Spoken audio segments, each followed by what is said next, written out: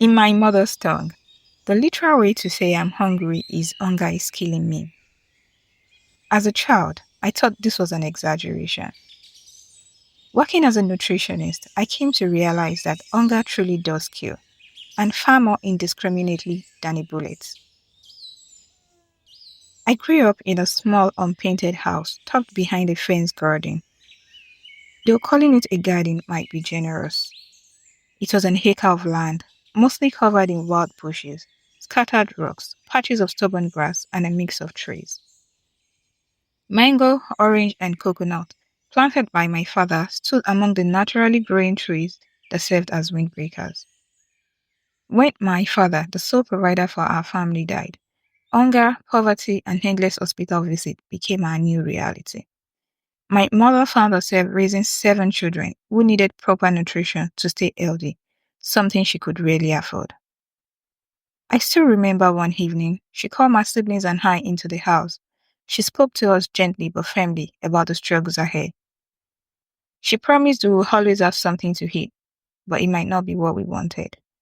If you must go hungry for an afternoon, she told us, know that I have gone hungry for an entire day. True to our words, our meals became monotonous, often reduced to just 2 a day. Hunger was a constant companion. Some nights, I refused to eat dinner because I was tired of having beans yet again. Soon, we could no longer afford even beans for dinner or maize porridge for breakfast. My mother began to say she loved fasting, but I later realized she wasn't fasting by choice. Luckily, we had something more powerful than financial security. We had a mother who was smart, resourceful, and equipped with just enough knowledge of nutrition to turn survival into an art. The garden became our garden of Eden.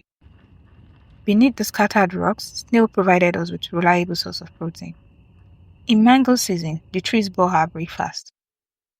In the evening, they became our retreat, a space where my siblings and I gathered to hear tales and moonlight fables before bedtime. My brother, who we nicknamed Farmer Ibrahim, cleared patches of land to grow tomatoes, vegetable, maize, and sometimes cassava. Interestingly, he didn't become a farmer after all. He became a programmer. My other siblings are a medical doctor, 2 engineers, an accountant, and an analyst, each carving their own path. And as I said, I am a nutritionist. I know that nourishment goes beyond food. It feeds ambition, fosters dreams, and builds future.